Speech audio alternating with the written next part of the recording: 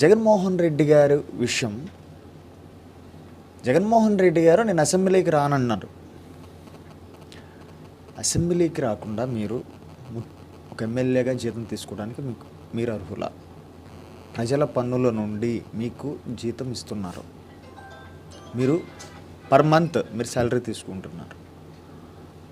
ఒక రాజకీయ నాయకుడిగా రాజకీయాల్లో ఉన్నప్పుడు ఖచ్చితంగా ప్రజల పక్షాన్ని నిలబడాలి.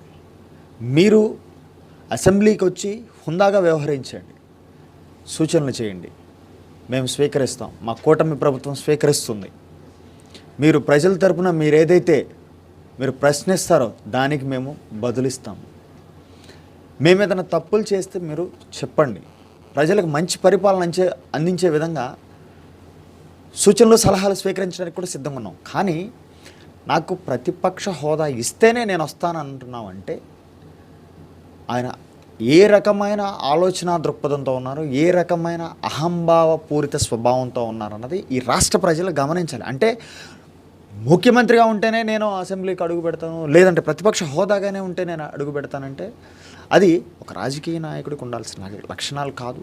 ఎందుకనంటే జనసేన పార్టీ ఆవిర్భావం నుంచి 2019లో ఒక్క ఎమ్మెల్యే సీటు గెలిచినప్పటికీ మేము జనసేన పార్టీ భయపడకుండా ప్రజల పక్షాన 5 ఏళ్ళు పోరాడి ఈ రోజున కూటమి ప్రభుత్వం ఏర్పాటుకు పవన్ కళ్యాణ్ గారు కృషి చేసి కూటమి ప్రభుత్వంలో కీలకంగా జనసేన వ్యవహరించే స్థాయికి ఎదిగింది.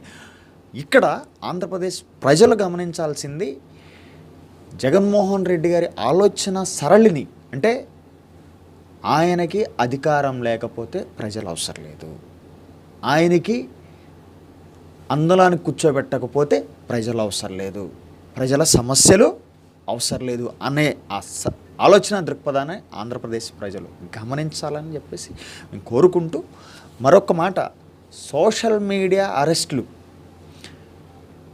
ఖచ్చితంగా యాజ్ పర్ ఐటీ యాక్ట్ కూటమి ప్రభుత్వం ముందుకు వెళ్తుంది. ఎందుకనంటే గత ఐదు సంవత్సరాలలో వైసీపీ ప్రభుత్వంలో అరాచక మోకలను, అరాచక శక్తులను, 420 బ్యాచ్ని పెంచి పోషించి ఒక social media mafia, social media కూడా కదా, అది మాఫియా, అలాంటి మాఫియాను తయారు చేసి సజ్జల రామకృష్ణారెడ్డి వారి అనునయుల ఆధ్వర్యంలో కొన్ని ప్రజల ధనాన్ని, ప్రజల సొమ్మును, కొన్ని 100 కోట్లు సోషల్ మీడియా ఖర్చు పెట్టి ఏం చేశారు? ప్రజలకు ఉపయోగపడేమని చేశారా? చంద్రబాబు నాయుడు గారిని, పవన్ కళ్యాణ్ గారిని, లోకేష్ గారిని, ప్రతిపక్ష నాయకుల్ని, వారి వ్యక్తిగత జీవితాలను, వారి కుటుంబాలను, వారి భార్య పిల్లలను తిట్టించడానికి ఉపయోగించారు. అంటే మీరు అధికారం మీ చేతిలో ఉన్నప్పుడు మీరు సోషల్ మీడియాను ఉపయోగించి మీరు ఇష్టానుసారంగా వ్యక్తిత్వ హననం చేస్తే మేము చూస్తూ ఎలా కూర్చుంటారు? ప్రజాస్వామ్యంలో మాకు గొంతు ఉంది, మేము మాట్లాడేస్తామంటే ఖచ్చితంగా as per constitution we have a freedom of speech, we have the right to speech. కానీ ఖచ్చితంగా we can obey the laws. అంత దారుణంగా వ్యవహరించిన పరిస్థితుల నేపథ్యంలో ఖచ్చితంగా సోషల్ మీడియా మీద వైసీపీ మాస్క్ వేసుకొని ఎవరైతే చేశారో అలాంటి కార్యక్రమాలు వారికి చట్టపరంగానే, వ్యక్తిగతంగా కాదు. వైసీపీ ప్రభుత్వం చేసినట్టు, జగన్మోహన్ రెడ్డి గారి అనునయులు చేసినట్టు మేమేమి హత్యలు చేసి లేకపోతే దౌర్జన్యాలు చేసి దోపిడీలు చేయము. As per law we can follow the system.